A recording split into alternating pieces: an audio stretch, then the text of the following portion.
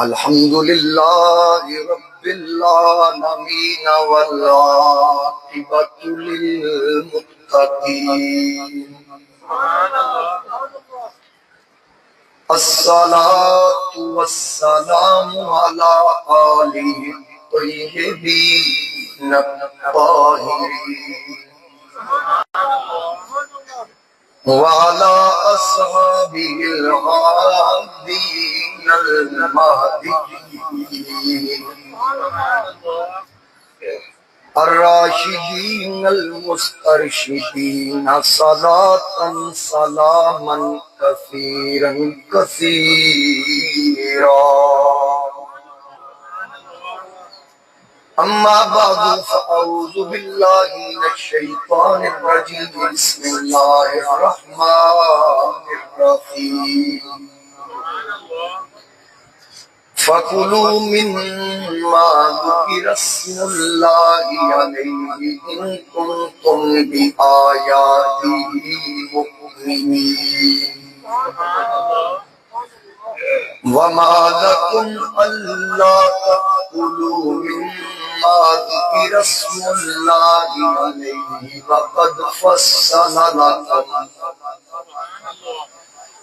وقد فصل لكم ما حرم عليكم إلا ما اضطررتم إليه وَإِنَّ كَثِيرًا لَيُضِلُّونَ بِأَهْوَائِهِمْ بِغَيْرِ عِلْمٍ إِنَّ رَبَّكَ هُوَ أَعْلَمُ بِالْمُعْتَدِينَ. صدق اللہ مولانا العظیم. درود پاک پڑھیے. الصلاۃ والسلام علیک یا رسول اللہ.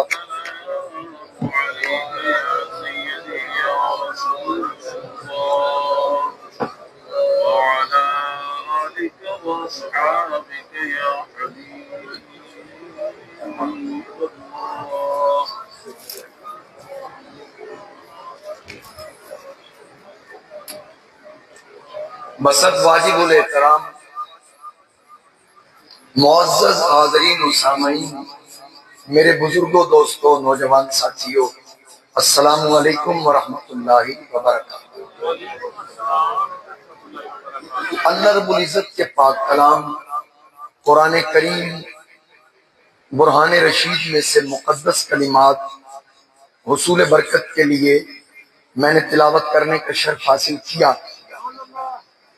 چونکہ یہ ماہ مقدس ماہ ربیع الثانی ہے.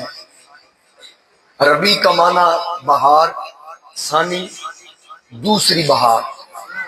پچھلا مہینہ ماہ ربیع الاول پہلی بہار، یہ ربیع الثانی دوسری بہار. اس ماہ مقدس میں نبیوں کے سلطان، امام الانبیاء، دانائے سبل، مولائے کل، ختم الرسل، احمد مجتبیٰ جناب محمد مصطفیٰ صلی اللہ علیہ وآلہ وسلم کا ذکر خیر ہم کرتے رہے اور انشاءاللہ آئندہ بھی کرتے رہیں گے.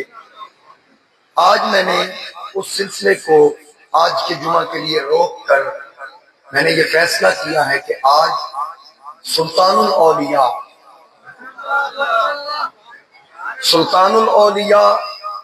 جناب غوث سمدانی، قطب ربانی، قندیل نورانی، شہباز لامکانی، میرا محی الدین الشیخ السید عبد القادر جیلانی حسنی حسینی بغدادی رضی اللہ تعالی عنہ آپ کے حوالے سے اور 11ویں شریف اور اپنے عقیدے کے حوالے سے کچھ گزارشات آپ کی سماعتوں کی نظر کروں. اس لیے میں نے قرآن کریم کی سورہ الانعام کی 2 آیات، آیت نمبر 119 اور آیت نمبر 120، یہ 2 آیات میں نے تلاوت کرنے کا شرف حاصل کیا. اللہ تعالیٰ نے جتنی توفیق عطا فرمائی انشاءاللہ اپنے وقت میں رہ کر میں گفتگو کروں گا. محبت اور عقیدت کے ساتھ سماعت فرمائیے گا. حاضرین کرام، سب سے پہلی بات تو یہ ہے کہ ایک لفظ ہے حضور غوث اعظم کے ساتھ منسوب کے 11ویں والے پیر، 11ویں والے پیر۔ ویسے اگر صرف 11ویں پر گفتگو کی جائے تو 11ویں کئی حوالوں سے مشہور ہے، صرف حضور غوث اعظم کے ساتھ ہی نہیں بلکہ حضرت آدم علیہ نبینا علیہ الصلوۃ والسلام آپ کے مجسمے کے اندر جو روح پھونکی گئی اس دن بھی دن 10واں اور رات 11ویں تھی، اور جناب آدم علیہ السلام کو جب دوبارہ جنت میں داخل ہونے کا حکم ہوا اس دن بھی دن 10واں رات 11ویں تھی۔ جب حضرت حوا کا آپ کے ساتھ نکاح ہوا اس دن بھی دن 10واں رات 11ویں تھی۔ جب حضرت موسیٰ علیہ السلام کو اور آپ کی قوم کو فرعون سے نجات ملی اس دن بھی دن 10واں رات 11ویں تھی۔ جب حضرت عیسیٰ علیہ السلام کو اللہ تعالیٰ نے لوگوں کے شر سے محفوظ رکھنے کے لیے آپ کو آسمانوں پر اٹھایا وہ بھی دن 10واں رات 11ویں تھی۔ اب اگر میں اسی کو لے کے چلوں تو بات لمبی ہو جائے گی۔ حضرت نوح علیہ السلام کی کشتی کو کنارہ ملا دن 10واں رات 11ویں۔ حضرت امام عالی مقام امام حسین نے جام شہادت نوش کیا، اسلام کی خاطر بہتر محفوظ ذبح کرائے دن 10واں رات 11ویں۔ حضرت زکریا علیہ السلام اللہ کے نبی تھے، ان کو شہید کیا گیا، آرے سے چیرا گیا، دن 10واں رات 11ویں تھی۔ تو یہ دن 10واں رات 11ویں سیدنا پیران پیر حضور شیخ عبد القادر جیلانی رحمت اللہ تعالی علیہ آپ کے ساتھ منسوب ہے۔ آج عام طور پر ہم اہل سنت و جماعت کو یہ طنز دیا جاتا ہے یہ تو 11ویں والے مولوی ہیں، یہ طنز کیا جاتا ہے یہ تو 11ویں والے، اور ہمیں اس بات پہ فخر ہے کہ ہم 11ویں والے ہیں،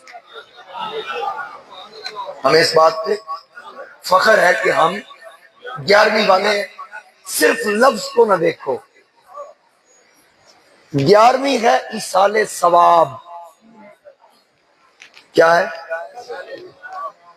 کل اس کو تیجا بھی کہہ لیتے ہیں، سوئم بھی کہتے ہیں، کئی لوگ ہمارے سنی بھی کہتے ہیں فلاں بندہ فوت ہو گیا اس کی رسم کل، یہ رسم نہیں ہے۔ سادہ لوگ نا وہ لگا دیتے ہیں فیس بک فلاں بندے کی رسم کل نہیں، ختم کل۔ کل ہو، سوئم ہو، تیجا، یہ تینوں ایک ہی ایصال ثواب کی محفل کے نام ہیں۔ 7واں ہو، 10واں ہو، 40واں ہو، سالانہ ختم ہو یا عرس ہو، یہ جزیات ہے اس کی کلی ایصال ثواب۔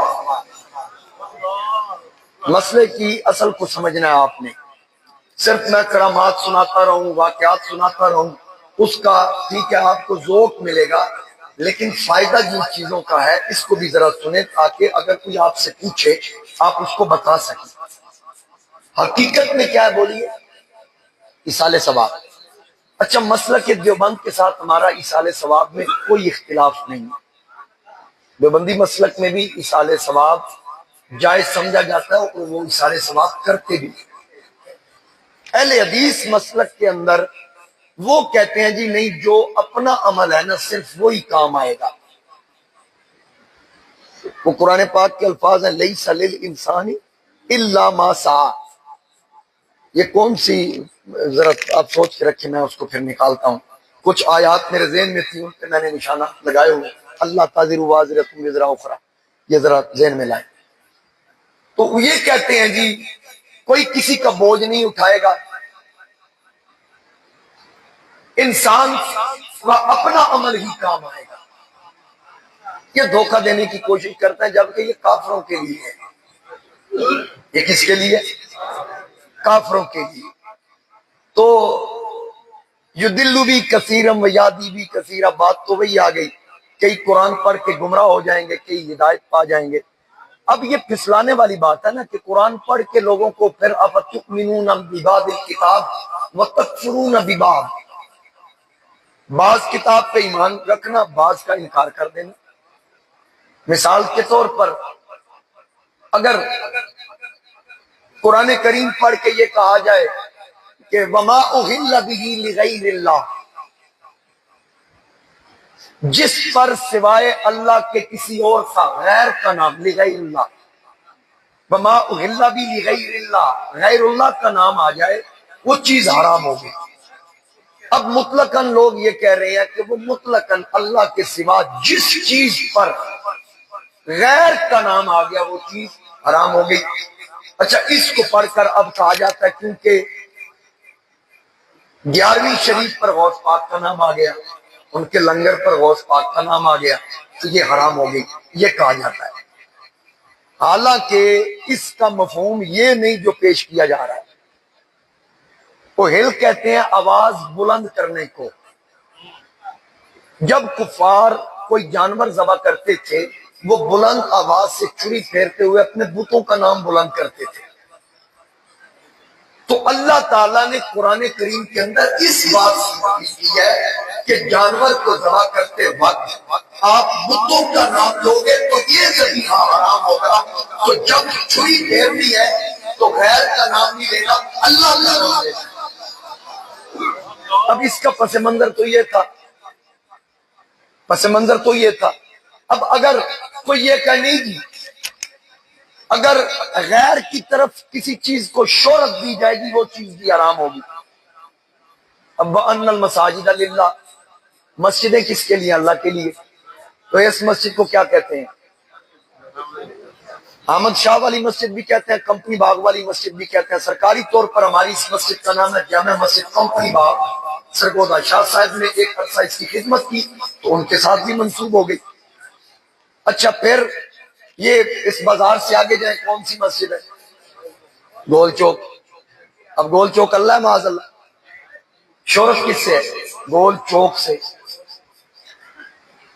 مسجد کا نام غالباً جامع مسجد اشرفیہ ہے۔ اچھا، پھر دوسرے روڈ پہ چلے جائیں، جامع مسجد بلاک نمبر 1۔ تھوڑا سا آگے چلے جائیں، جس مولوی کو بہت زیادہ دورہ پڑتا ہے توحید کا، ہر وقت اس کے نزدیک توحید خطرے میں رہتی ہے، اس کے مرشد کی مسجد کا نام ہے جامع مسجد ابو حنیفہ، یا غالباً حنفیہ ہے، وہ 18 بلاک والی۔ پھر جس میں وہ خود جمعہ پڑھاتا ہے اس کا نام غالباً جامع مسجد امیر معاویہ ہے۔ تو مجھے بتائیں یہ سارے اللہ ہیں؟ تو پھر شہرت کدے نال ہوئی؟ تو پھر مسیطہ نہ کی کریے؟ ہن یا تے تسی سمجھے نہیں تو یا پتہ نہیں میں سمجھا نہیں سک رہا۔ پھر سب کس مقام؟ سورہ نجم، ٹھیک ہے، بات آپ کو سمجھ آ رہی ہے؟ بھئی اگر مطلقاً جس پر غیر اللہ کا نام آئے گا وہ کھانے والی چیز مثال کے طور پر نہیں تھی، کھانے والی چیز بھی غلطی تھی، بے جان چیز کی بات نہیں تھی، ٹھیک ہے، پھر کھانے کی طرف آ جاتے ہیں۔ اگر کھانے والی چیز پر غیر اللہ کا نام آ جائے تو پھر صوفی کوکنگ آئل کا کیا کریں گے؟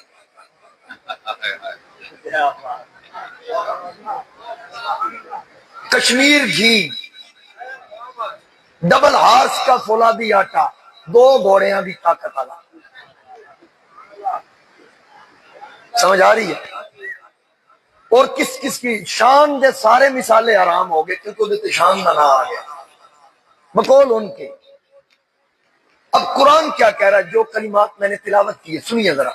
فَكُلُوا مِمَّا ذُكِرَ اسْمُ اللَّهِ عَلَيْهِ إِن كُنتُمْ بِآيَاتِهِ مُؤْمِنِينَ۔ اللہ فرماتا ہے تو کھاؤ اس میں سے جس پر اللہ کا نام لیا گیا۔ یہ 8واں پارہ ہے، اس کی ابتدا ہے۔ رب کیا فرما رہا ہے کہ جس پر اللہ کا نام لیا گیا اس کو کھاؤ۔ ان کنتم بآیاتہ مؤمنین، اگر تم اس کی آیتیں مانتے ہو۔ اور جہاں ختم پڑھے آ جائے کہ آدھے نو حرام ہے وہ آیتیں پڑھیاں گئی، جڑے مندے نے آیتاں وہ کھاندے نے، جڑے نہیں مندے وہ نہیں کھاندے۔ اچھا، اس سے آگے کیا آ رہا ہے؟ وَمَا لَكُمْ اللہ تاکلوا مما ذکر اسم اللہ علیہ، اور تمہیں کیا ہوا کہ اس میں سے نہ کھاؤ جس پر اللہ کا نام لیا گیا، اور تمہیں کی پیڑے اللہ فرماتے ہیں کی تکلیف ہے تمہیں بھئی جدھر اللہ کا نام لیا گیا تسی وہ نہیں کھاندے، حرام کہتے اس کو۔ رب فرماتا وقد فصل لکم ما حرم علیکم، اللہ نے تو تم پہ واضح تفصیل سے بیان کر دیا کیا حرام ہے کیا حلال ہے۔ رب فرماتا ہے میں نے تو اس کو تفصیل سے بیان کر دیا، تم اپنی مرضی سے چیزوں کو حرام کرتے جا رہے ہو۔ اور آگے فرمایا الا ما اضطررتم الیہ، مگر جب تمہیں اس سے مجبوری ہو، یعنی جس چیز کو اللہ نے حرام بھی کہا ہے، اگر کوئی ایسی چیز حلال نہ ملے کہ آپ کی جان جا رہی ہو تو اتنا اس میں سے بھی کھا سکتے ہو کہ تمہاری جان بچ جائے جس کو اللہ نے حرام کیا۔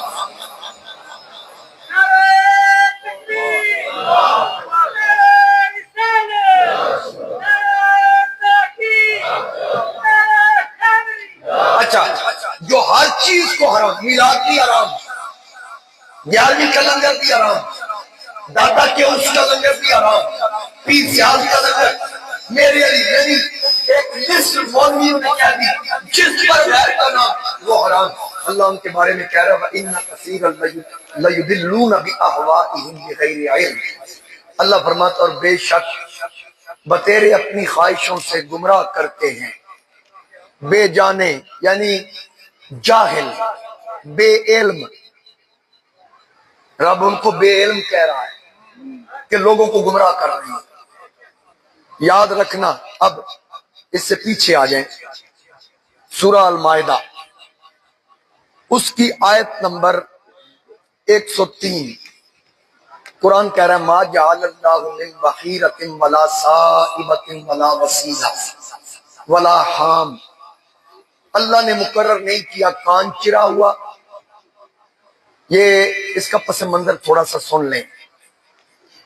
کفار جو تھے نا انہوں نے اونٹ کا کان چیر دینا کہ اس کا کھانا پینا ہم پہ حرام، بتوں کے نام پہ چھوڑ دیا۔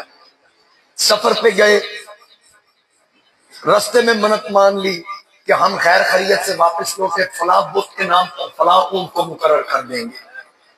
پھر جناب والا اسی طرح بکری کا گوشت یا دودھ اپنے پہ حرام کر لیا۔ ان جانوروں کے انہوں نے نام رکھے ہوئے تھے بحیرہ، صائبہ، وسیلہ اور حام۔ یہ اللہ تعالیٰ ان جانوروں کی نفی کر رہا ہے جن کو انہوں نے، جن کا دودھ اور گوشت کافروں نے بتوں کے نام پہ چھوڑ کر، بتوں کے ساتھ منسوب کر کے اپنے اوپر حرام کیا ہوا تھا۔ رب فرماتا ما جعل اللہ من بحیرۃ ولا صائبۃ ولا وسیلۃ ولا حام، اللہ نے مقرر نہیں کیا بحیرہ، صائبہ، وسیلہ اور حام، حامی۔ رب فرماتا ہے وَلَكِنَّ الَّذِينَ يَفْتَرُونَ عَلَى اللَّهِ الْكَذِبَ، اللہ نے ان کو حرام نہیں کہا، یہ کافر اللہ پہ بہتان باندھتے ہیں۔ رب تعالیٰ فرماتا ہے کہ اللہ نے ان کو حرام نہیں کیا، یہ اللہ پر بہتان باندھتے ہیں۔ وَأَكْثَرُهُمْ لَا يَعْقِلُونَ، اور اکثر ان میں بے عقل ہیں، یعنی جو بتوں کے ساتھ منسوخ کر کے اپنے اوپر ان کا گوشت اور وہ چیزیں حرام کرتے تھے، اللہ فرماتا ہے میں نے حرام نہیں کی، یعنی وہ حلال ہے تم کھاؤ۔ مطلب کیا؟ جو بتوں کے نام پہ ہو اس کا کھانا بھی جائے، جس کو وہ بتوں کے ساتھ منسوخ کرے اس کا دودھ بھی جائے، جو غوث اعظم کے ساتھ منسوخ ہو گئے۔ میں قرآن سے استدلال کر رہا ہوں، بات سمجھ آ رہی ہے؟ اب یہاں سے بھی ان کی نفی ہو گئی، اگلے حکم سے بھی ان کی نفی ہو گئی، پھر ذرا آگے چلیے۔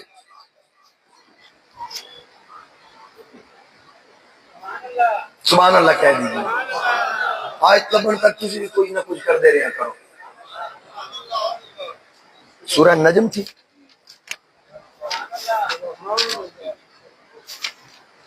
چلے اس آیت کا میں نے مفہوم عرض کر دیا تھا۔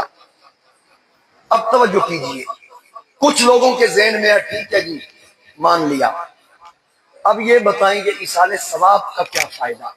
میں نے کہا نا کہ یہ کل 10واں 7واں 40واں سالانہ ختم ہو یا عرس ہو، یہ جزیات ہیں، اصل اس کی کیا ہے؟ ایصال ثواب، یعنی کسی کو ایصال کرنا۔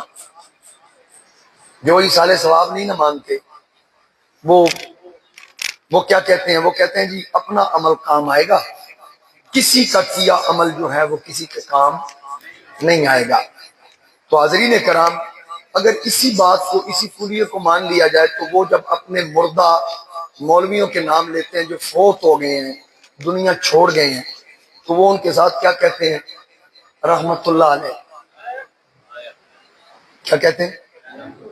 تو ان سے پوچھو بھئی آپ ایصال ثواب کے قائل نہیں ہیں، یہ رحمت اللہ علیہ کا کیا مطلب ہے؟ اللہ کی ان پر رحم پڑے گئے نا، پڑے گئے۔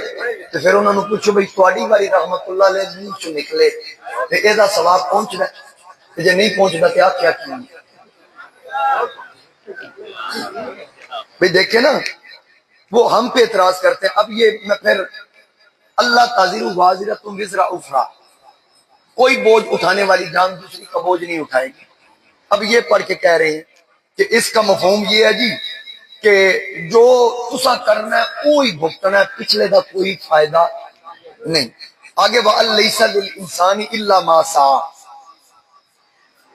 یہ پڑھ پڑھ کے لوگوں کو بتایا جاتا ہے کہ اور یہ کہ آدمی نہ پائے گا مگر اپنی کوشش، کسی کا کیا ہوا کام نہیں آئے گا، اپنی کوشش جو اپنی محنت ہوگی وہ کام آئے گا۔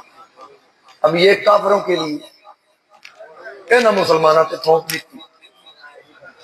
اگر یہی بات ہے، چلیں اسی پارے کے اندر یہ سورہ نجم جو ہے یہ بھی 27ویں پارہ کے اندر ہے، اور سورہ طور اس کی آیت نمبر 21 یہ بھی 27ویں پارہ کے اندر ہے، یہ نجم سے پہلے ہے۔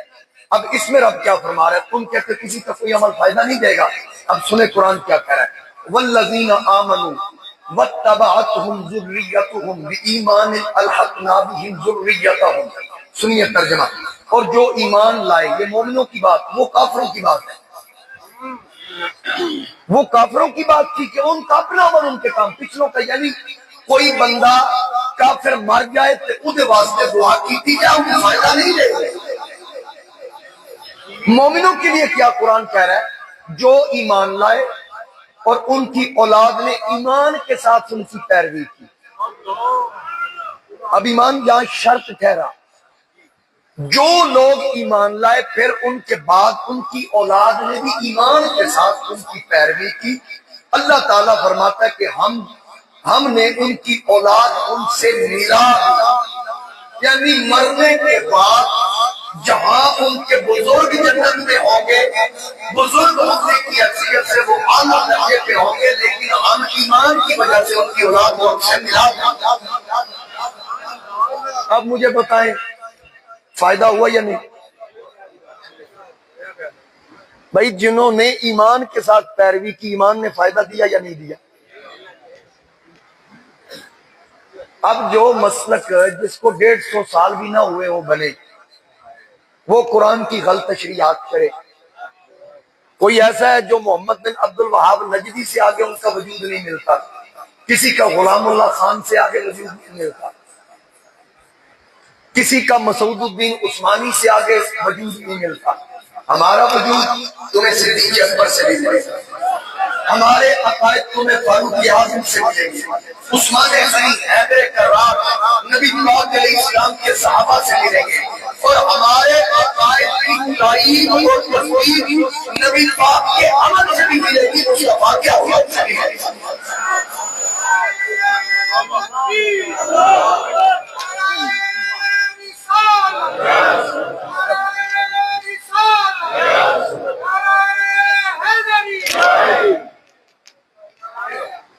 اب حقیقت کو تو جھٹلایا نہیں جا سکتا، حقیقت تو ایصال ثواب ہے۔ اللہ تعالیٰ نے شروع سے ایمان والوں کے 3 گروہ بنائے۔ کتنے گروہ؟ 3 گروہ۔ 3 گروہ کون کون سے ہیں؟ مہاجرین، انصار، یہ 2 ہو گئے، پھر ان کے بعد سے لے کر اب تک اور پھر قیامت تک یہ تیسرا گروہ ہے ایمان والوں کا۔ یہ جو تیسرا گروہ ہے نا، صحابہ تو صحابہ ہے نا، کلم وعد اللہ الحسنہ، انصار بھی صحابہ ہیں، مہاجر بھی صحابہ ہیں، اس میں آل بیت کے نفوس قدسیہ بھی شامل ہیں۔ اب جو صحابہ ہیں ان کے لیے کلم وعد اللہ الحسنہ، ان کے ساتھ جنت کا وعدہ ہے، ان کے جنتی ہونے میں کسی کو شک نہیں، جو کرے گا اپنے ایمان کی فکر کرے گا۔ ٹھیک ہو گیا؟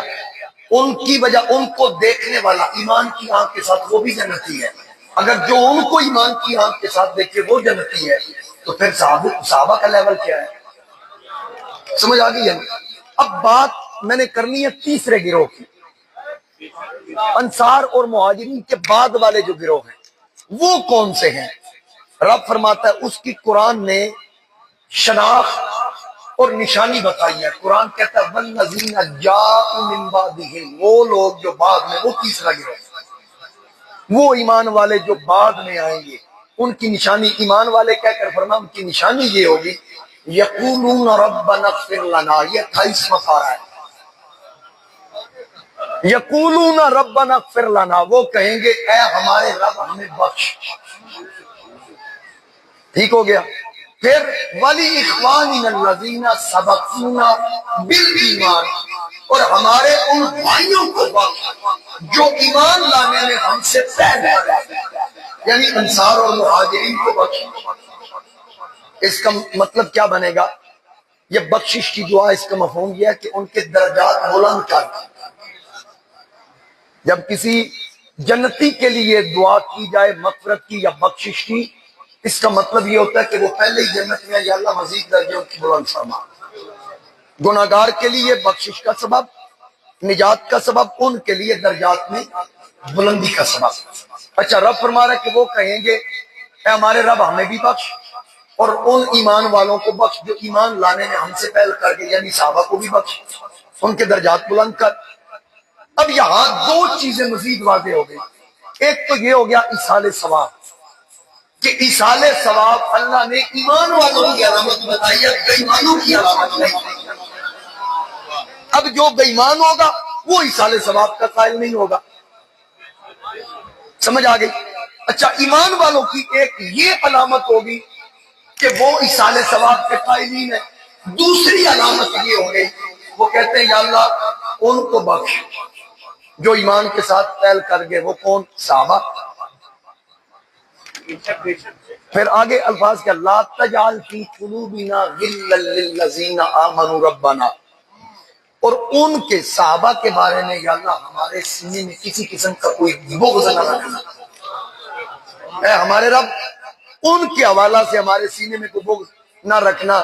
یعنی اب دو چیزیں آ گئی کہ جو ایصال ثواب نہیں مانتا، دعائیں مغفرت نہیں مانتا، ان کا بھی ایمان کے ساتھ کوئی تعلق نہیں، جو صحابہ کا بغض رکھتا ہے ان کا بھی ایمان کے ساتھ کوئی تعلق نہیں۔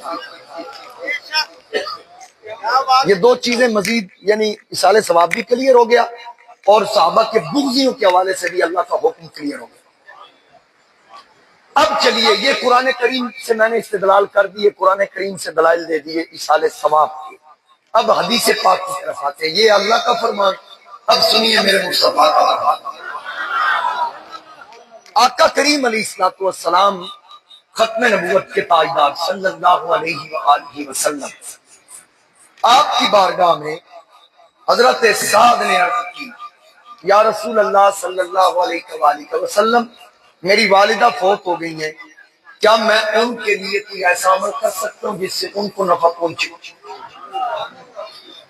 اب سرکار پہ قرآن نازل ہوا ہے، ان کو نہیں پتا تھا کہ اللہ فرما رہا ہے کسی کا عمل فائدہ نہیں دے گا۔ معاذ اللہ، نبی کو توانوں مجھے تک امید ہی سمجھ نہیں آئی۔ میرے نبی پاک علیہ الصلوۃ والسلام جناب سعد عرض کر رہے ہیں، حضور علیہ السلام نے یہ نہیں فرمایا نہ نہ نہ نہ تیرا عمل کوئی کام نہیں آئے گا، تیری ماں نے جو کیا وہی کام آئے گا، نہیں۔ نبی پاک علیہ السلام نے فرمایا ہاں، تو اگر کوئی عمل نیک کرے گا تیری ماں کو فائدہ پہنچے گا۔ آقا کیا کروں؟ فرمایا اس کی طرف سے صدقہ کر، اس کی طرف سے صدقہ کر۔ یہاں سرگودا میں ایک بہت بڑا ایک سیاسی اجتماع ہے، تو اجتماع فوتگی کا تھا، یعنی ایک سیاستدان ہے، میں ان کا نام نہیں لیتا، میرے بڑے مہربان ہیں، بہت بڑا اکٹھ تھا، ہر پارٹی کے وہاں لوگ تھے، جتنی سیاسی مذہبی پارٹیاں ہیں، جماعتیں ہیں، سب تھے، میری وہاں تقریر،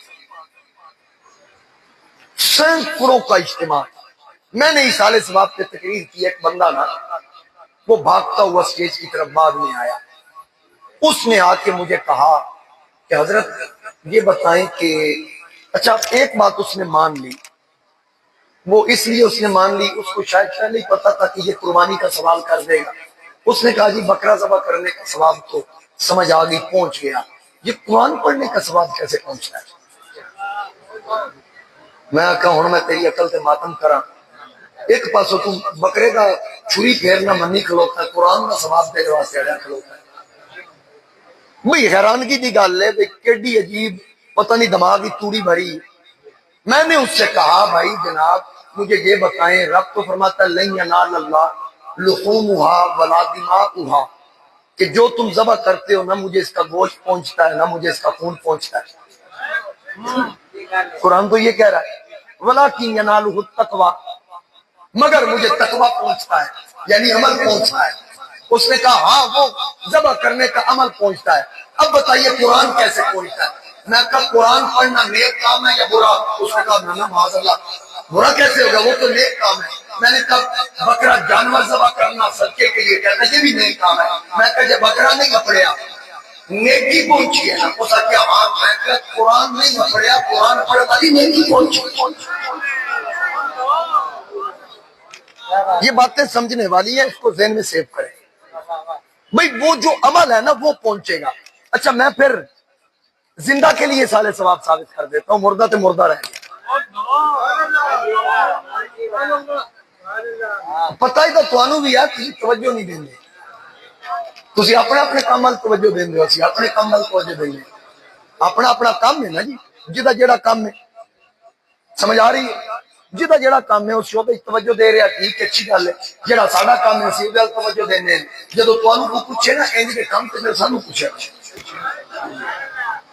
سنیے توجہ سے، ایصال ثواب زندہ کے لیے، یعنی میرا عمل نیک عمل میں کامران صاحب کو دے سکتا ہوں یا محمد حسین صاحب کو، جنجوہ صاحب کو، آپ میں سے کسی کو دے سکتا ہوں، بصرہ صاحب کو دے سکتا ہوں یا نہیں؟ یہ سنیے، اہل سنت و جماعت کے کسی عالم سے نہ پوچھے، جو ایصال ثواب نہیں مانتا یہاں نماز جمعہ کے بعد سیدھا ایک شہین چوک کو سیدھا روڈ جا رہے، گول چوک میں کراس کر جائیں، پھر ایک چوک آئے گا ان کراس کرنا، پھر ایک چوک آئے گا ان بھی کراس کرنا، پھر اگے ساڑی رہائش والا چوک آئے گا ان بھی کراس کرنا، پھر شیر پور چوک آئے گا ان بھی تسی کراس کرنا، پھر اگے میلاد چوک آئے گا ان بھی تھوڑا جا کراس کر کے سجے آ سکتے۔ مولوی صاحب نے جا کے پوچھنا کہ ابا جی حج پہ نہیں جا سکتے، حج پہ نہیں جا سکتے، معالج نے منع کیا ہے، یہ ان کے لیے بیماری کی شدت کا سبب بھی بنے گا اور ممکن ہے کہ موت کا سبب بھی بن جائے، اس کا طریقہ کیا ہے؟ مولوی تو انو جڑا آدھا نا کسی دا عمل کام نہیں آنا، وہ کہے گا پہلے آکے دا کوشش کرو میں نہیں گھر لو ابے دی جا کے،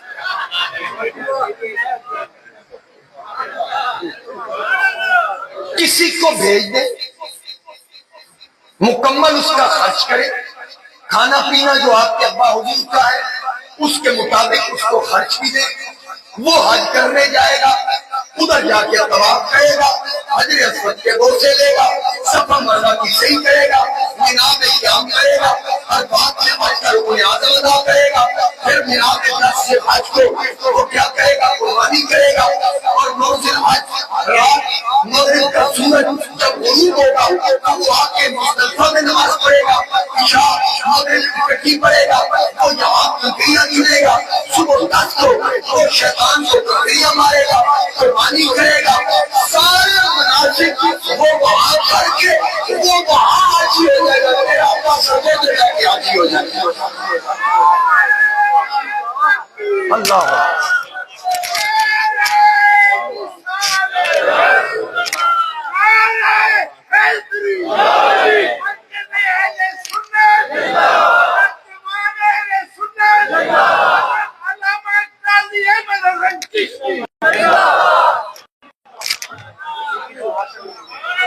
بات سمجھ آئی ہے؟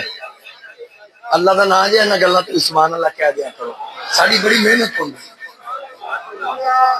سر تے نہیں محنت نہیں ہوندی جنیاں دے تے ہوندی۔ ہاں میں آج کل جتنے تقریر پہ جاوا نا کئی ایسے علاقے ہوندے نے بندے ڈگن والے ہوئے ہیں، میری عادت ہے میں عقیدت بیان کرنی ہوندا، اچھا پھر جس وقت میں سر پہ آواں یا شعر پہ آواں وہ جناب وہ ٹوٹ کے آواں میں کہ جے تسی یہی چاہندے سو تو میں پہلے دس دیں میں اپنی انرجی لائی، سمجھ آ رہی ہے بات کی؟ تو ان باتوں کو سمجھیں۔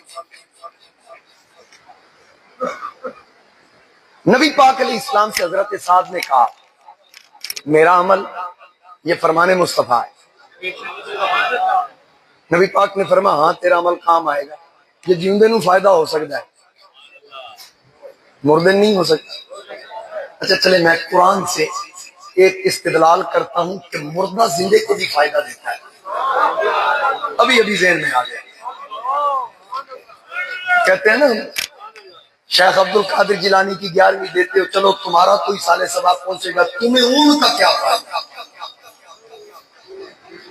ایک تسی پنجابی کا ایک جملہ سنے ہونا کہ چنگیاں دا فیض 7 نسلاں تک ہوندا ہے نا، سنے چنگیاں دا فیض۔ اچھا یہ اس استدلال بھی میں قرآن سے کر دیتا ہوں، واقعی ہوتا ہے۔ قرآن کریم کا 16واں پارہ، تسی سبحان اللہ کو نے تک نہ آیت لگنا اللہ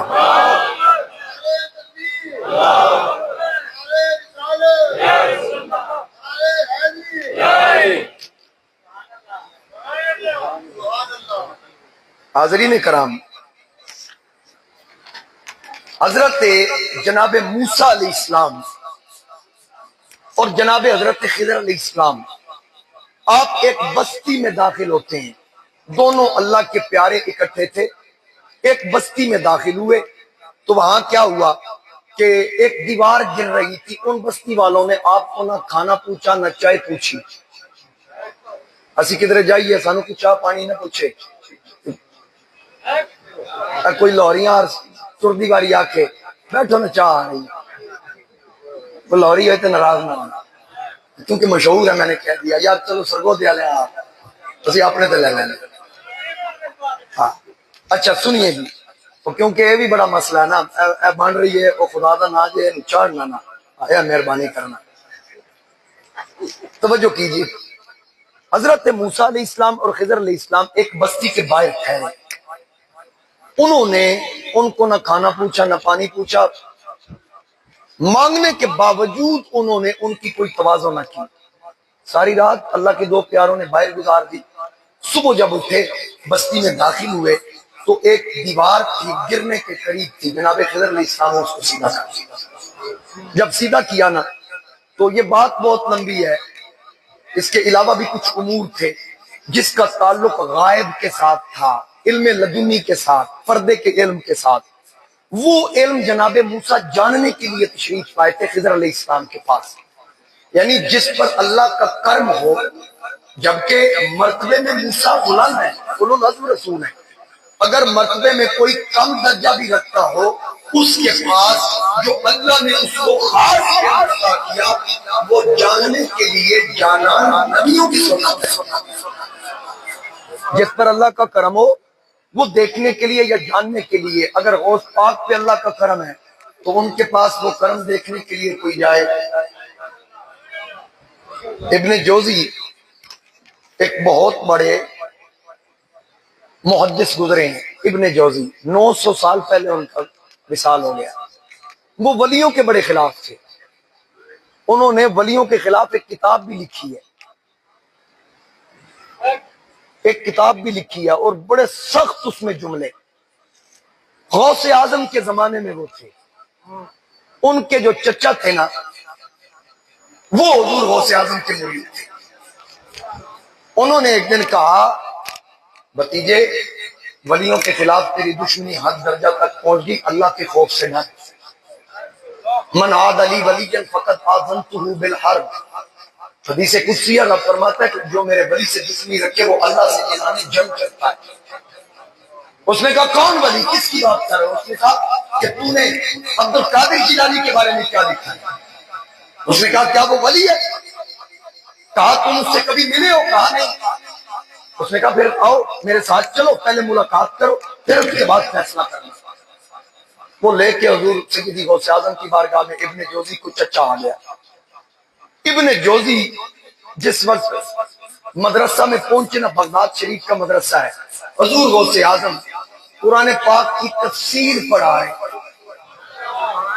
ہونے جدے پیر کتوں لبن جڑے تفسیراں پڑھان، ہن کوئی لبے مینوں دسنا، ہون گے صحیح لیکن لبنے مشکل، بہت مشکل، کہ جو تفاسیر پڑھاتے تھے حضور شیخ الاسلام خواجہ محمد قمر الدین سیالوی رحمۃ اللہ علیہ خود پڑھاتے تھے۔ بڑی بڑی ہستیاں گزری ہیں جو خود درس و حدیث کے یا تدریس کے فرائض سر انجام دیتے رہے۔ حضور شیخ عبد القادر جیلانی رحمۃ اللہ علیہ آپ تفسیر پڑھا رہے تھے تو ابن جوزی بیٹھ گیا۔ ابن جوزی کو غیر معمولی بندہ نہیں ہے، یعنی معمولی بندہ نہیں، غیر معمولی بندہ تھا، بہت بڑا اس کا علمی لیول تھا، بڑا قد کاٹ والا بندہ تھا۔ آج تک اس کی تحریریں علماء وقت جو ہیں یہ دلیل اور حجت کے طور پہ پیش کرتے، اتنا بڑا بندہ تھا۔ جب وہ حضور شہنشاہ بغداد کے دربار میں آیا نا، انہوں نے سمجھا بھی یہ بھی کوئی نظرانے لینے والا پیر نہیں، یہ کوئی عام پیر نہیں ہے شیخ عبد القادر جیلانی۔ آپ کو پتا چلا، آپ دربار میں موجود تھے کہ وقت کے بادشاہ کے پاس ایک تاجر آیا کپڑا لے کر، تو بادشاہ وقت نے جب اس کپڑے کی قیمت سنی تو اس نے کہا نہیں یار یہ میری دسترس سے باہر ہے، میں نہیں خرید سکتا۔ یہ حضور غوث اعظم کو بتایا جا رہا ہے کہ ہمارے ملک کا بادشاہ اتنا رئیس ہونے کے باوجود کپڑا نہیں خرید سکا، اور کپڑے کا تاجر دوسرے ملک سے آیا ہے۔ حضور پیرانے پیر نے فرمایا اس تاجر کو بلاؤ، نکل تو نہیں گیا ہوگا ملک سے؟ کہا نہیں، ابھی تو یہی تھا۔ اس کو بلوایا گیا، وہ تاجر جب آیا نا تو حضور شہنشاہ بغداد رحمت اللہ علیہ نے اس سے پوچھا بھائی تم کپڑا بیچنے آئے ہو؟ کہا جی میں عموماً ایسا کپڑا رکھتا ہوں جو بادشاہان وقت کے علاوہ کوئی اور خرید نہیں سکتا۔ غوث پاک بغداد دی مسیح کے امام سن، ایک مدرسے دے مدرس تسبیح آتے تسبیح بھی پڑھ رہے ہیں، آتے نے اچھا پھر بادشاہ نے خریدا؟ کہا نہیں، آپ کے بادشاہ کے پاس شاید اتنے پیسے نہیں تھے، وہ یہ کپڑا یہ بہت قیمتی کپڑا ہے وہ نہیں خرید سکا۔ فرمایا اچھا کیا قیمت ہے؟ اس نے کہا آپ پوچھ کے کیا کریں گے؟ کہا ہم خرید لیتے ہیں اگر بادشاہ نے نہیں خریدا۔ اس نے کہا جناب بادشاہ خرید نہیں سکا، یہ گودڑی پوش کتوں خریدن گے؟ اقبال نے کہا نہ پوچھے پھر کا پوش اور چھوچ، ارادت ہو تو دیکھ لو جب فیضا لیے بیٹھے اپنی ناز کی ناز۔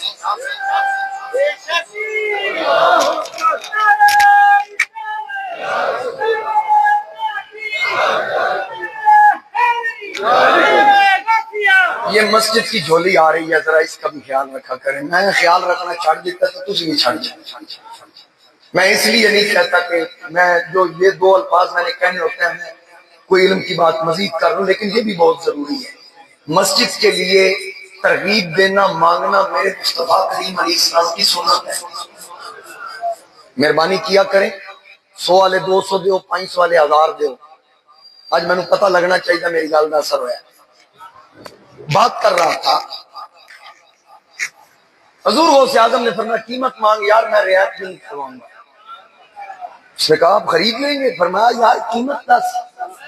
اس نے قیمت بتائی، آپ نے وہی بوری جس پہ بیٹھے تھے اس کو اٹھا کے نا نیچے سے پیسے اٹھا کے کہا پیسے پورے۔ حیران ہو گیا۔ آپ نے درزی کو بلایا، درزی آیا، میرا جبہ سیے۔ اس نے جب ناپ لیا، غوث اعظم کا قد لمبا تھا، اس نے کہا جی 4 گرہ کپڑا کم ہے۔ ہاں بھائی تاجر 4 گرہ مزید کپڑا ہے؟ نہیں جی نہیں، بس عام بندے کا تو یہی سائز ہوتا ہے۔ تو آپ نے چونکہ جبہ بنوانا ہے، آپ کا قد بھی لمبا ہے، اب لباس میں بھی فرق آ گیا، تو یہ 4 گرہ تو اور نہیں ہے، بس میں نے بنایا ہی اتنا تھا۔ حضور غوث اعظم نے فرمایا چلو پریشان ہونے کی کوئی بات نہیں۔ وہ جس بوری پہ بیٹھے تھے نا، اس سے اٹھ کے درزی سے کہا جہاں سے کم پڑتا ہے یہ بوری کاٹ کے لگا دو۔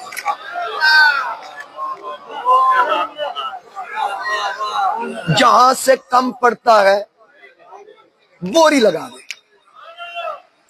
تاجر کی چیخ نکل گئی۔ اس نے کہا پیر جی کیا کر رہے ہو آپ؟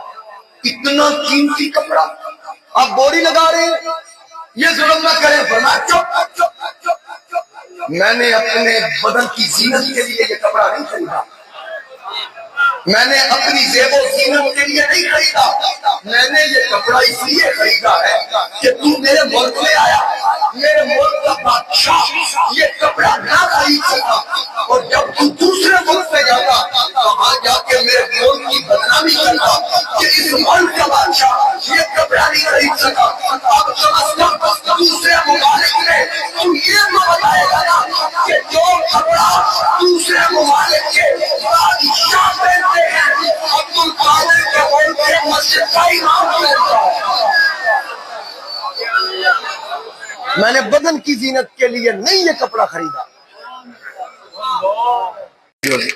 ابن جوزی آیا، آپ تفسیر پڑھا رہے تھے، ایک آیت کی آپ نے تفسیر کی، چچا ساتھ بیٹھے ہوئے تھے ابن جوزی کے، انہیں موڑا مار رکھا سنا، اس نے کہا پڑھی ہوئی ہے، پڑھائی بھی ہوئی ہے یہ تفسیر۔ پھر اسی آیت کی ایک اور تفسیر، دوسری، تیسری، چوتھی، پانچویں، چھٹی، ساتویں، ہر تفسیر پہ وہ کہتا میں نے یہ پڑھی ہوئی ہے، آٹھویں تفسیر پڑھی ہوئی ہے، نویں تفسیر پڑھی ہوئی ہے، پڑھائی بھی ہوئی ہے، 10ویں کوئی نئی بات نہیں، پڑھائی بھی ہوئی ہے، پڑھی بھی، جب 11ویں تفسیر ہوئی ابن جوزی رحمہ اللہ، پھر اس کی 12ویں تفسیر، پھر 13ویں تفسیر، پھر 14ویں تفسیر، پھر 15ویں تفسیر، اور میں گنتی گنا کے وقت زیادہ لگے گا، جب غوث اعظم ایک آیت کی 40 تفسیروں تک پہنچے، ابن جوزی نے اپنا کرتا پھاڑ دیا، پگڑی اتار کے وجد میں آ کے طرف کے شیخ عبد القادر جیلانی کے طرف اترے، فرمائے ابن جوزی کیا ہوا؟ چھوڑ میرے پیر۔ اس نے کہا اب یہ پیر اس وقت تک نہیں چھوڑوں گا جب تک نہ پیران پیر میرا مرید نہیں بن جاتا۔ اللہ پھر گمراہی سے بچ گیا، کیونکہ وَمَن يُضْلِلْ فَلَن تَجِدَ لَهُ وَلِيًّا مُرْشِدًا، وہ گمراہ نہیں ہوتا جس کا مرشد ہو۔ اب میرے سیدی اعلیٰ حضرت، اچھا یہ مطلب ہے سبحان اللہ ڈھیلی ہے، یہ مطلب میں اس پاس ہے جنگل امام اہل سنت الشاہ امام احمد رضا خان رحمت اللہ علیہ، آپ قادری تھے۔ ویسے تو جتنے سلاسل ہیں ان سب کے پاس فیضان حضور غوث اعظم کا ہے، جتنے بھی سلسلے ہیں، جہاں بھی کوئی مرید ہے، قادری سلسلہ تو ہے ہی، شہنشاہ بغداد کا، چشتیوں کے پاس بھی خیرات غوث اعظم کی۔ ہمارے آستانہ عالیہ گولڈا شریف جائے نا تو آج بھی وہاں صاحبزادگان کہتے ہیں کہ جڑا تسا کھانے ہو نا یہ غوث پاک نہ لنگرے، تسا غوث پاک نے مہمان ہو۔ حضور سیدی غوث اعظم کا لنگر 1965 کی غالباً جنگ تھی، اور چھڑ دیو تسی انہوں دسو میں بچ بیٹھا، دس دیو کہ بے بعد اچھلے لینا۔ توجہ میرے حال بھائی، جس کا موبائل ہے یہ رشید سے بات اعلان ہوا حکومت کی طرف سے، روٹی کاٹ کر دیو، جنگی حالات میں اناج کم پہ رہے ہیں۔ ریڈیو پاکستان تھا اس وقت، بزرگوں سے ہم نے سنا ہے، اعلان ہو گیا جی کھانا پینا کم کر دیں، روٹی کم کر دیں، ایک ٹائم کی کھائیں، پوری کھاتے ہو تو آدھی کھاؤ، یہ اعلان ہو گیا۔ تو اس وقت حضرت تاجدار گولڑا قبلہ عالم کے لخت جگر حضرت قبلہ بابو جی سرکار رحمت اللہ، آپ اس وقت تک مسند پر تشریف فرما تھے، مسند مہر علی پر، اس کے وارث آپ تھے۔ آپ کو جب کسی نے کہا حکومت کی طرف سے اعلان ہوا ہے تو لنگر کے سلسلے کا کیا کرنا ہے، فرمایا ہے یہ حکومت کدو اعلان کیتا ہے، سادہ سے بندے تھے، انہوں نے کہا جی ریڈیو پہ اعلان ہوا ہے۔ فرمایا اچھا یہ ریڈیو پاکستان میں دفتر ہے کتنے، چل مل لے جا۔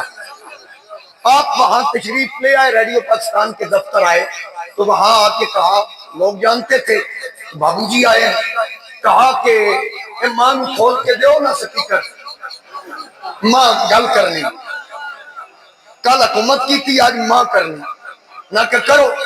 آپ نے مائک آگے رکھ کے فرمایا ہاں بھئی ہم لوگ سننے دیں، فرمایا لوگوں ماں بابو جی بولنا پیا، ماں بابو جی بولنا پیا۔ کل حکومت کی طرف اعلان ہویا کہ جتھے جتھے بندہ ایک ٹائم دی کھاتا ایک ٹائم دی کھائے لیکن روٹی ادھی کھاتے، دو ٹائم والا ایک ٹائم کھائے کیونکہ اناج کم ہو رہا ہے جنگی حالات ہے۔ وہ حکومت کی طرف اعلان سی، آج عبد القادر جیلانی کے پتر کی طرف اعلان ہے جس لوگ کدھروں نہ ملے وہ گوڑی آ جائے اپنا کھا جائے تو کھا جائے لے جائے۔ اللہ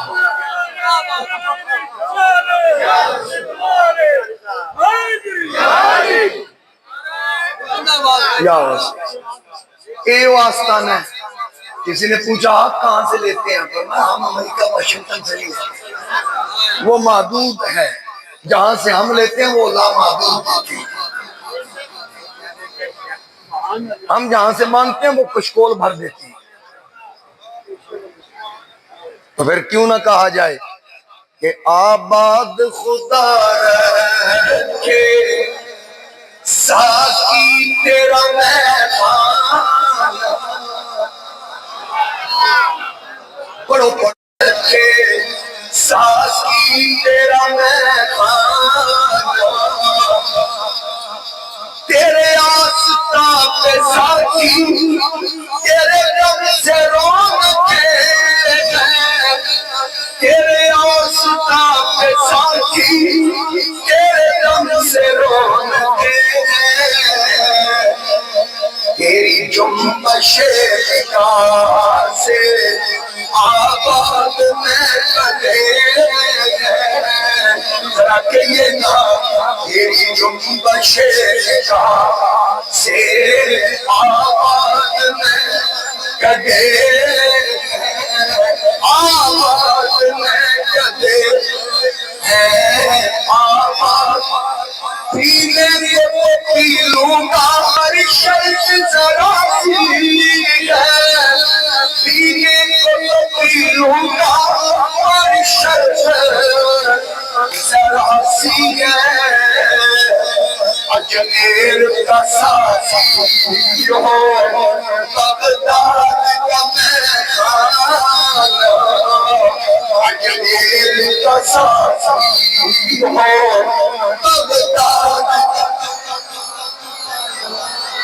اب یہ پیران پیر روشن زمین شہباز لامکانی محبوب سبحانی الشیخ السید عبد القادر جیلانی حسنی حسین بغدادی رضی اللہ تعالیٰ عنہ، ان کے بارے میں جو ان سے پہلے بڑی گزرے جو بزرگ گزرے انہوں نے آنکھیں خوشخبریاں دی، انہوں نے کہا اللہ کی طرف سے ہمیں یہ پیغام ملا ہے قریب ایک بچہ بغداد کے ممبر پہ جوانی چڑھنے کے بعد وہ پیدا دیدان میں ہوگا، پھر جب جوانی چڑھے گا وہ بغداد کے ممبر پہ آ کے یہ اعلان کرے گا قدم آتی علی رقبت کل ولی اللہ، تیرا یہ قدم ہر ولی کی گردن پر ہے،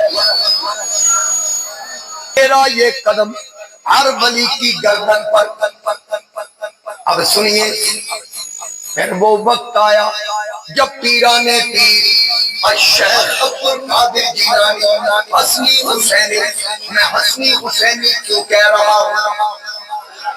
آپ سمجھ رہے ہوں گے کہ آپ کے والد حسنی سید، آپ کی والدہ بولیے حسینی سید، اور سنیے توجہ کے ساتھ آپ کے والد کا نام ابو صالح موسیٰ، ذرا گن بھی لیجئے، گنتی بھی ساتھ کرتے جائیے، آپ کے والد ابو صالح موسیٰ، ان کے والد عبداللہ، ان کے والد یحییٰ، ان کے والد داؤد، ان کے والد موسیٰ ثانی، ان کے والد عبداللہ، ان کے والد موسیٰ جون، ان کے والد عبداللہ محمد، ان کے والد حسن مصنع، کتنے ہوئے؟ 9۔ ان کے والد امام حسن مجتبی، ان کے والد علی شیر خدا،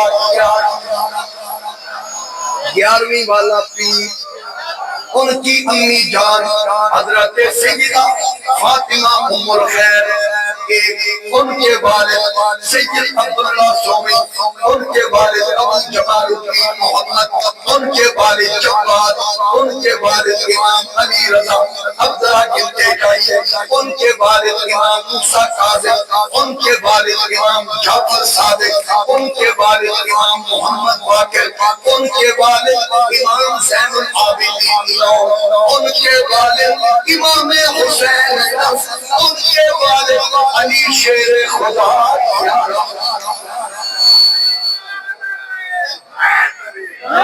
اب اعلیٰ حضرت کیا فرما رہے ہیں؟ نبوی می، میں انہیں بھی تشریح نہیں کر رہی، میں تقریر جلدی چھڑنی۔ نبوی می علوی فضل بطولی گلشن، حسنی پھول حسینی ہے مہکنا تیرا، نبوی دل علوی گل بطولی منزل، حسنی چاند حسینی ہے اجالا تیرا۔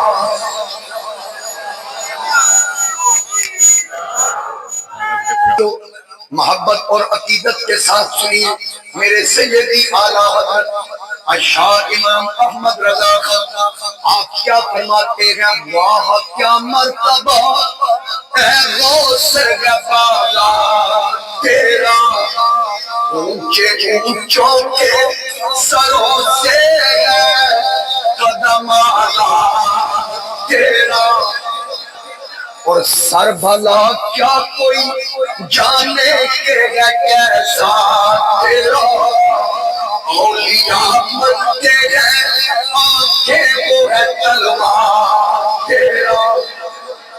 جب پیران پیر نے اعلان کیا بغداد کے منبر پہ بیٹھ کر، تو پھر جب اعلان ہوا اللہ نے اپنی قدرت سے اس وقت غوث اعظم کی آواز سارے ولیوں تک پہنچا دی، سارے ولیوں نے اقرار کیا، لیکن سب نے بعد میں اقرار کیا، تو سب سے پہلے اقرار کرنے والا تھا وہ کوئی عام بندہ نہیں تھا، رسول سے حضرت خواجہ غریب نواز حسن چشتیہ کا بادشاہ،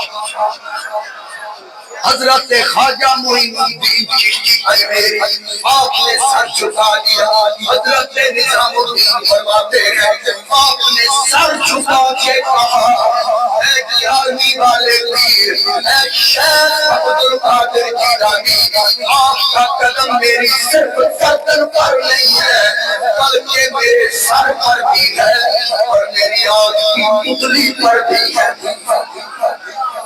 آپ نے اس کو تسلیم کیا، اور آدم چشتی کیا کہہ رہا ہے کہ دنیا وچ محبوب ہزارہ، دنیا وچ محبوب ہزارہ، میرے یار کا پکڑا سے جس پہ حسن جمال کا شہرہ سویا دور دراز ولیاں کا سر تاج سجاوے نبی پاک کا محرم راز آزم و رجبال سادا سزا خواجہ غریب نواز۔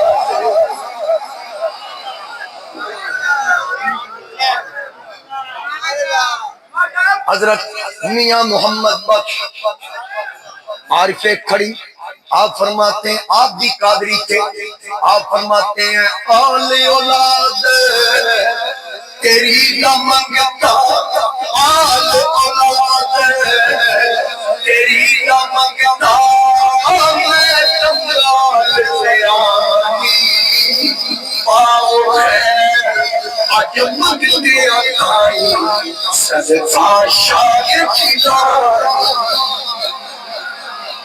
پاؤ خیر منگتے ہیں تائیں صدقہ شاہ جی۔ میرے مصطفیٰ کریم علیہ السلام ختم نبوت کے تاجدار نے حضرت ابو صالح موسیٰ کو یعنی غوث اعظم کے والد صاحب کو خواب میں آ کے فرمایا تھا، اے ابو صالح مبارک ہو، اللہ تجھے وہ بیٹا دینے والا ہے جس کی ولیوں میں شان ایسی ہوگی جیسے نبیوں میں میرا مقام۔ مصدق لما معکم، نبیوں کی تصدیق کرنے والا میں ہوں، اور میری امت کے ولیوں کی تصدیق کرنے والا میرا بیٹا وہ جو استدلال میں کرنے لگا تھا، یاد ہے نا، وہ جو دیوار موسیٰ علیہ السلام اور خضر علیہ السلام، وہ اس کو میں پورا کر دوں، یہ نہ ہے کہ تجھے آپ کو گالتے رہ گئی۔ حضرت موسیٰ علیہ السلام اور خضر علیہ السلام وہاں پر ٹھہرے، انہوں نے پانی بھی نہ پوچھا۔ صبح کو جب ان کے شہر میں داخل ہوئے تو ایک دیوار گرنے کے قریب تھی، جناب حضرت خضر علیہ السلام نے اس دیوار کو سیدھا کر دیا۔ جب اس دیوار کو سیدھا کیا تو موسیٰ علیہ السلام نے کہا کہ آپ نے ان کی دیوار سیدھی کی ہے، انہوں نے ہمیں پانی بھی نہیں پوچھا، انہاں سانو ٹکر نہیں پوچھا، تسی مفت ہی کداں سیدھیاں کرن لگ گئے، تسی انہاں کولو اجرت لیندے، معاوضہ لیندے۔ جناب حضرت خضر علیہ السلام نے فرمایا وَأَمَّا الْجِدَارُ فَكَانَ لِغُلَامَيْنِ يَتِيمَيْنِ فِي الْمَدِينَةِ، یہ جو دیوار ہے نا، اس شہر کے 2 یتیم بچوں کی ہے۔ وَكَانَ تَحْتَهُ كَنْزٌ لَهُمَا، اس دیوار کے نیچے ان یتیموں کا خزانہ دفن ہے۔ میں نے اس کو سیدھا اس لیے کیا اگر یہ گر گئی تو کہیں ایسا نہ ہو کہ ان کے مال کو کوئی غصب کر لے، کوئی حق پہ ڈاکہ نہ ڈال لے، میں نے ان کا مال محفوظ کیا ہے۔ اب خضر علیہ السلام نے یہ بتایا، اور ساتھ یہ قرآن کہہ رہا ہے، یہ 16واں پارہ ہے اور پہلا رکوع ہے۔ کیوں جی قاری صاحب تھوڑا جا نال بول دے رہنا، سورہ کہف اور اس کی آیت نمبر ہے 82 جناب حضرت خضر علیہ السلام نے کہا یتیموں کا خزانہ دفن ہے، میں نے بچایا۔ اب اگلی بات سنیے، چس آ جائے گی سن کے۔ انہوں نے کہا وَقَانَ أَبُوهُمَا صَالِحًا، ان کا ایک بزرگ تھا 7ویں پیڑھی کے، وہ نیک تھا۔ بات سمجھ آ گئی؟ 7ویں پیڑھی یعنی اتے انہاں دے والد دا والد، اس کا والد، اس کا والد، اس کا والد، اس کا والد، اس کا والد، اوپر ان کا۔ اچھا بعض نے 10واں بزرگ لکھا ہے، میں 3 وچوں سکپ کیتے نے، چلو 7 ہی مان جاؤ۔ 10واں بزرگ بھی لکھا ہے لیکن آپ 7 کو کہہ لیں، کم فگر رکھ لیں۔ 7واں بزرگ اوپر نیک تھا، میں نے ان کا خزانہ محفوظ کیا۔ قرآن کہہ رہا ہے کہ وہ جو 7ویں پیڑھی کے بزرگ تھا نا، اس کی نیکی ضائع نہیں گئی، وہ قبر میں چلا گیا۔ اب وہ تو مردہ ہے، تو حضرت آپ کہتے ہیں مردہ فائدہ نہیں دیتے، اگر مردہ فائدہ نہیں دیتا تو 7ویں فوج تک یہ فائدہ تو قرآن بیان کر رہا ہے، یہ فائدہ تو قرآن بیان کر رہا ہے۔ تو پھر پتہ یہ چلا اگر بندہ نیک و صالح ہو تو 7 پشتے بھی گزر جائے اس کا فیضان جاری رہتا ہے۔ تو پھر ماننا پیر سیال دیاں پشتاں گھن لائے، اجے 7 نہیں ہوئی نا، تاجدار گولڑا کی 7 نہیں ہوئی، کیوں جی؟ تو بتائیں نا پھر ان کا فیضان ہے کہ جنہاں کوئی فیضان ہے وہ اصل ہے، جنہاں دے نصیبہ چ نہیں نالا ہے۔ اب چونکہ وقت کافی ہو گیا، سنتیں پڑھ لے، باقی انشاءاللہ اگلے دن۔